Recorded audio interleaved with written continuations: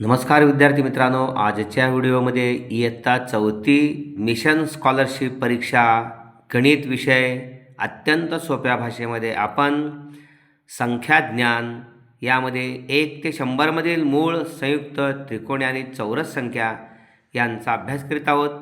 यावरील स्वाध्याय आपण पाहणार आहोत. प्रश्न आहे, एकूण किती सम संख्या मूळ संख्या आहेत?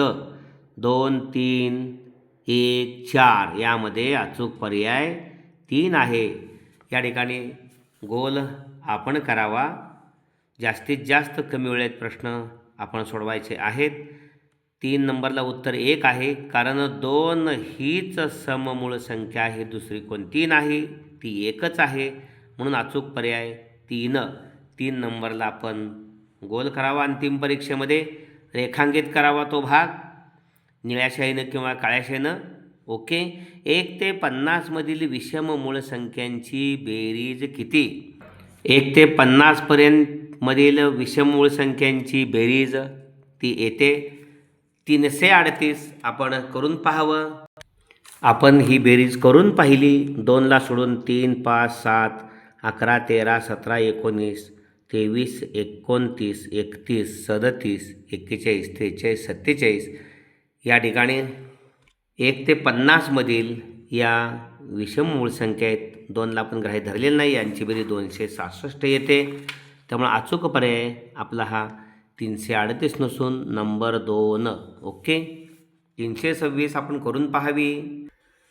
या ठिकाणी तिसरा 1 ते 100 मधील सर्वात लहान विषम मूळ संख्या आणि सर्वात मोठी विषम संख्या यांचा गुणाकार किती आहे?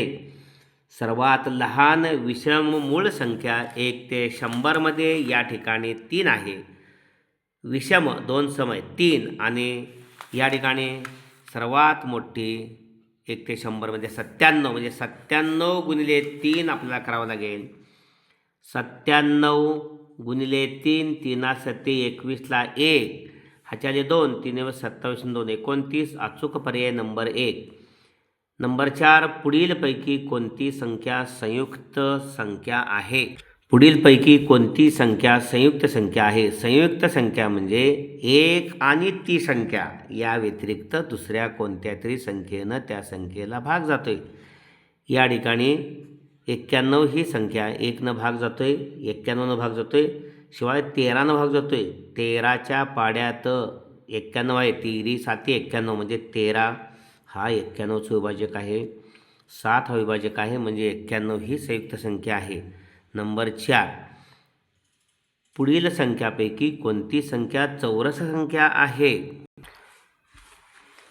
त्याच संख्येनं त्याच संख्येला भाग जातो. त्याच संख्येनं त्याच संख्येला गुणल्यानंतर, म्हणजे पूर्ण वर्ग संख्या 144. 12 गुणले 12 144, म्हणून 144 चौरस संख्या आहे. नंबर 1, एका संख्येला त्याच संख्येने गुणल्यानंतर येणारी संख्या चौरस संख्या असते. 12 गुणले 12 गुणाकार 144, म्हणून 144 या ठिकाणी चौरस संख्या आहे. 6वा प्रश्न आहे, 1 ते 100 मधील एकूण किती संख्या मूळ आहेत? आपण पाहिलं 1 ते 100 मध्ये एकूण 25 मूळ संख्या आहेत. अचूक पर्याय नंबर 2. पुढीलपैकी कोणती संख्या मूळ संख्या ही नाही आणि संयुक्त संख्याही नाही? 1 आपण पाहिलेलं आहे. पुढीलपैकी कोणती जोडमूळ संख्यांची जोडी नाही? या ठिकाणी नंबर 2, पुढीलपैकी कोणती जोडी मूळ संख्यांची नाही? 13 आणि 15. कारण फरक जरी 2 असला, इथं 11 13 फरक 2 आहे, दोन्ही मूळ संख्या आहेत. 17 19 दोन्ही मूळ संख्या आहेत, फरक 2 आहे. 29 31 दोन्ही मूळ संख्या आहेत, फरक 2 आहे. 13 आणि 15, 15ला भाग जातोय, 15 मूळ संख्या नाही, म्हणून ही मूळ संख्यांची जोडी नाही. कोणत्याही चौरस संख्येच्या एकक स्थानी पुढीलपैकी कोणता अंक निश्चितपणे असू शकणार नाही? या ठिकाणी 8 हा अंक असणारच नाही, कारण आपण 1चा वर्ग 1, 2चा वर्ग 2 4, 3चा वर्ग 9, 4चा वर्ग 16, 5चा वर्ग 25, 6चा वर्ग 36, 8चा वर्ग 64, 9चा वर्ग 81. पुन्हा 1 येणार आहे, 4 येणार आहे, 9 येणार आहे, 6 येणार आहे, 5 आहे, 6 आहे, 4 आहे, 1 आहे. पुन्हा आणि रिपीट 8 येणार नाही. नंबर 4. पुन्हा एकदा पहा, 8 काय येणार नाही. 1चा वर्ग 1, 2चा वर्ग 4, 3चा वर्ग 9, 4चा वर्ग 16, 5चा वर्ग 25, 6चा वर्ग 36, 7चा वर्ग 49, 8चा वर्ग 64, पुन्हा 9चा वर्ग 81 चालू झाला. 1 4 9 6 5 6 9 4 1, 8 कुठेही येत नाही, येणार नाही 8. अचूक पर्याय नंबर 4. 2 सहमूळ संख्यांच्या सामायिक अवयवांची दुप्पट पुढीलपैकी कोणती आहे? तर सहमूळ संख्यांच्या मध्ये सामायिक अवयव एकच असतो. एकच सामायिक अवयव असतो, त्यांना आपण सहमूळ संख्या असं म्हणतो. 2 सहमूळ संख्यांच्या सामायिक अवयवांची दुप्पट 1 ची दुप्पट 2. अचूक पर्याय नंबर 2. ओके. सहमूळ संख्यांच्या जोड्यामध्ये सामायिक अवयव त्यांचे अवयव पडले तर 1 शिवाय दुसरा कोणताही नसतो. 1 हाच सामायिक अवयव असतो.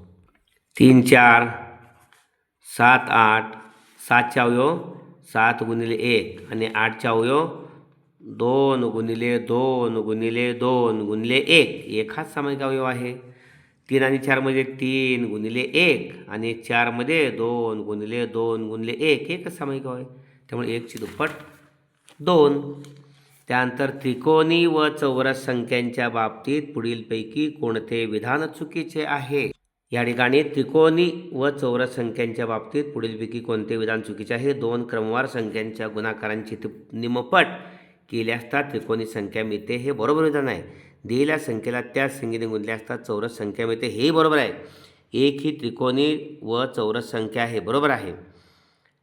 2 क्रमवार संख्यांचा गुणाकार केल्यास त्रिकोणी संख्या मिळते, या ठिकाणी हे विधान चुकीचे आहे त्रिकोणी आणि चौरस संख्यांच्या बाबतीत.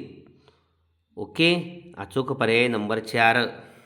कारण 2 क्रमवार संख्यांच्या गुणाकाराची निमपट म्हणजे 2 क्रमवार संख्या भागिले 2 त्रिकोण संख्या मिळते, पण 2 क्रमवार संख्यांच्या गुणाकारानं त्रिकोण संख्या मिळत नाही ना चौरस संख्या मिळत नाही. अचूक पर्याय नंबर 4 हे चुकीचे विधान आहे. अशा पद्धतीने हा व्हिडिओ आपण जरूर लाईक करा आणि आपल्या सर्व विद्यार्थ्यांच्यासाठी शेअर करा. धन्यवाद.